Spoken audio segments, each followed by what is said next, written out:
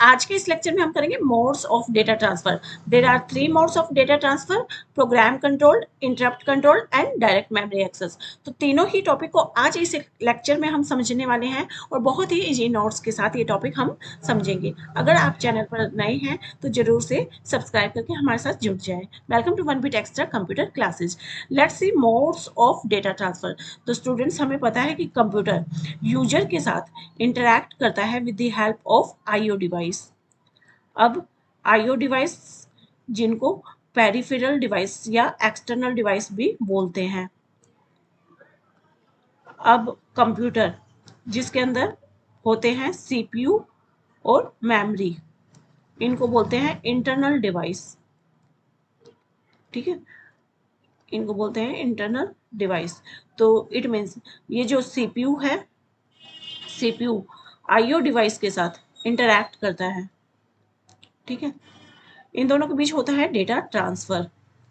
अब the information that is transferred from CPU to IO device, जो information transfer होती है सीपीयू से आईओ डिवाइस तक या वाइस वर्सा, या आईओ डिवाइस से सीपीयू तक, that is organised from memory unit. तो ये हमेशा मेमोरी यूनिट से ही ऑर्गेनाइज होती है, मतलब यहीं से स्टार्ट होती है।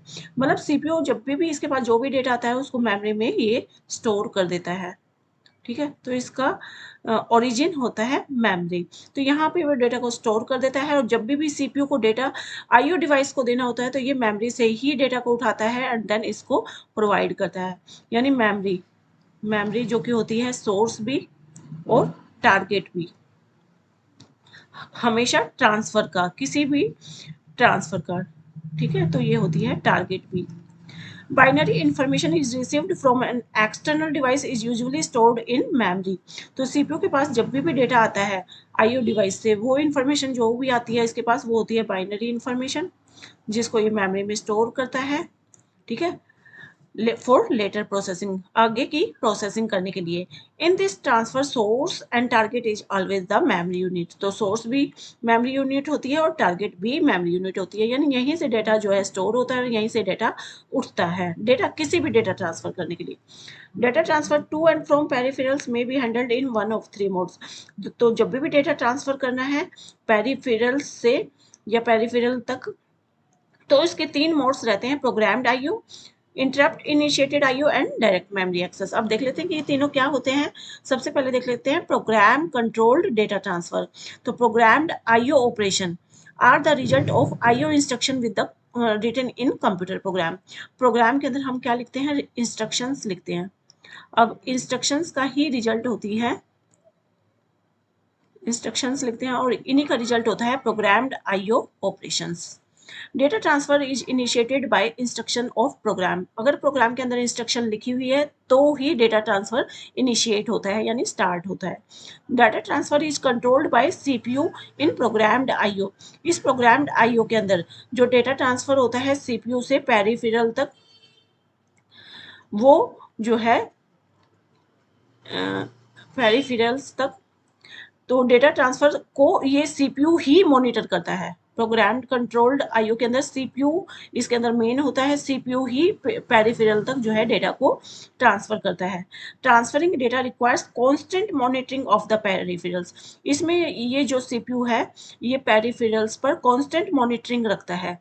अब जो सीपीयू है पेरिफेरल्स के साथ, हमने पिछले लेक्चर में भी देखा था कि पेरिफेरल्स के साथ ये डायरेक्ट कम्युनिकेट नहीं करता, बीच में होता है इंटरफेस। इंटरफेस होते हैं और इंटरफेस के थ्रू जो है ये हमारे पेरिफेरल्स के साथ कम्युनिकेट करता है। ठीक है, अब ये जो सीपीयू होता है ये डायरेक्ट कांस्टेंट मॉनिटरिंग रखता है इन पेरिफेरल्स के ऊपर कि ये डेटा ट्रांसफर कर रहे हैं या नहीं कर रहे, या फिर इनके पास डेटा ट्रांसफर करने के लिए है या नहीं है। इस बात को, इस स्टेटस को ये कांस्टेंट मॉनिटर करता रहता है। ठीक है, CPU at this time CPU is required to monitor the interface.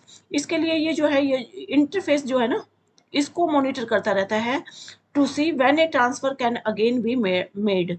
ये देखता रहता है कि कब जो है ट्रांसफर जो है, अगली ट्रांसफर जो है तैयार होगी, रेडी होगी।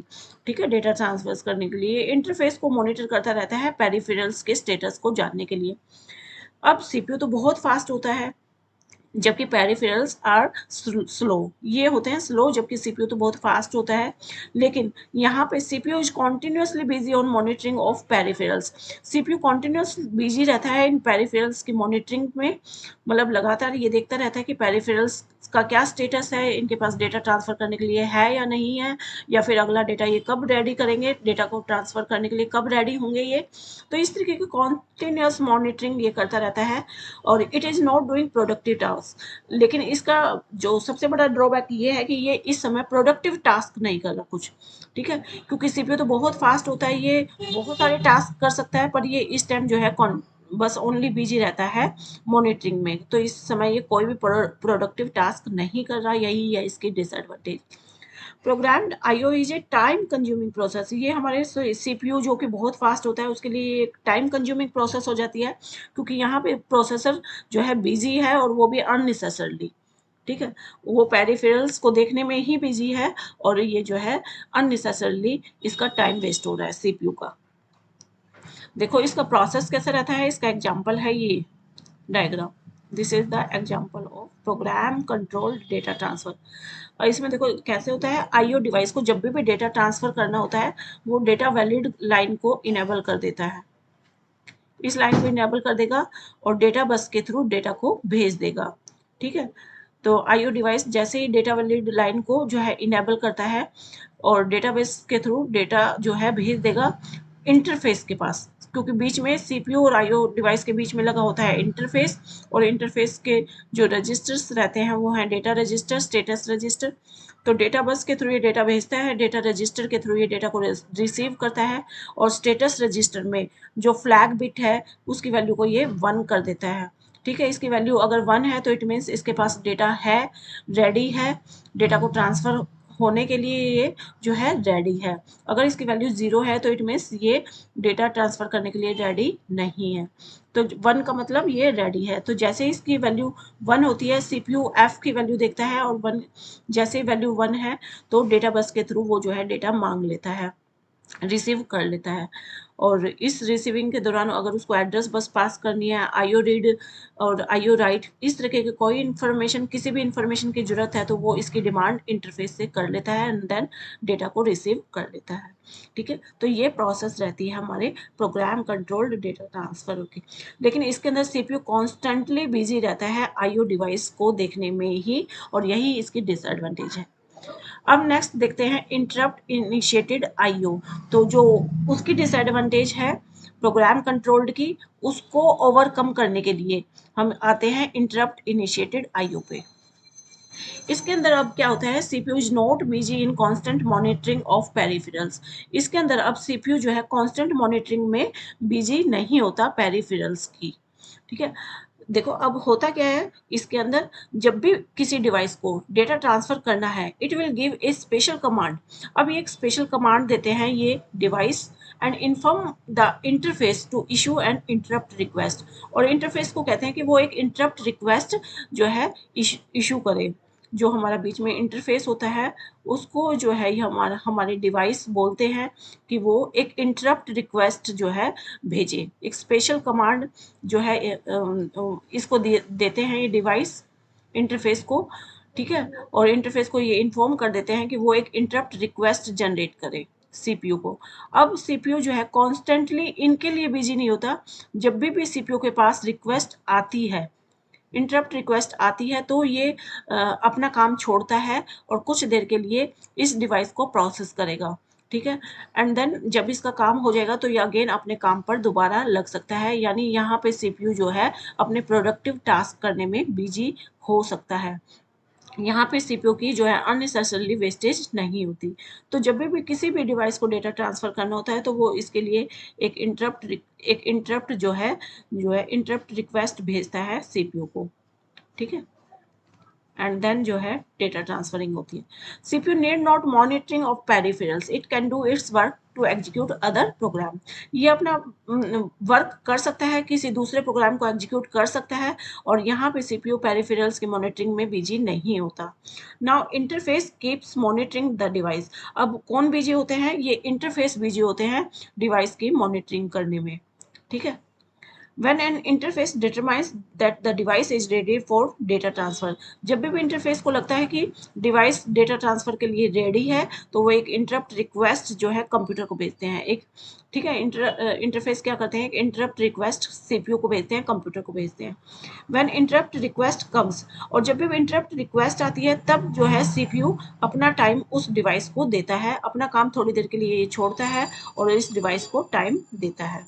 When CPU detects external interrupt signals, जब भी इसके पास इंटरप्ट सिग्नल्स आते हैं तो it stops it's task temporarily, ये अपना काम को थोड़ी देर के लिए छोड़ता है। डू आईओ ट्रांसफर ये करता है and returns to its original task again, और फिर बाद में अपने ओरिजिनल काम पे वापस आ जाता है जब इसका काम फिनिश हो जाता है।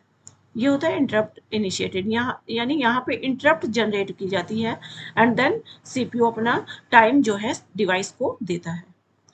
Next is direct memory access. अब इसमें क्या होता है, इसमें जो है जब भी आईओ डिवाइस को मेमोरी के साथ डीलिंग करनी है तो यहाँ पे बीच में सीपीयू नहीं होता है, यहाँ पे मेमोरी के साथ ये डायरेक्ट डील करते हैं। इसके नाम से ही पता रखा है डायरेक्ट मेमोरी एक्सेस, यानी डायरेक्ट ही एक दूसरे के साथ जो है डेटा को ट्रांसफर करते हैं, बीच में यहाँ पे सीपीयू नहीं होता। ठीक है, enables data transfer between IO and memory without CPU interaction है। इसके अंदर CPU का इंटरेक्शन नहीं होता और ये आपस में डायरेक्ट कम्युनिकेशन करते हैं, मतलब IO डिवाइस से डाटा डायरेक्ट मेमोरी के पास जाता है। इट नीड्स ए हार्डवेयर, इसके लिए एक हार्डवेयर की जरूरत होती है, दैट इज डीएमए कंट्रोलर, यानी यहाँ पे डीएमए कंट्रोलर होता है। ठीक है, और ये डायरेक्ट मेमोरी एक्सेस करवाता है। DMA controller this DMA controller transfers data into and out of the memory unit. तो ये डीएमए कंट्रोलर होता है जो डेटा को डायरेक्टली मेमोरी के अंदर या मेमोरी से आईओ डिवाइस तक डेटा को ट्रांसफर करवाता है।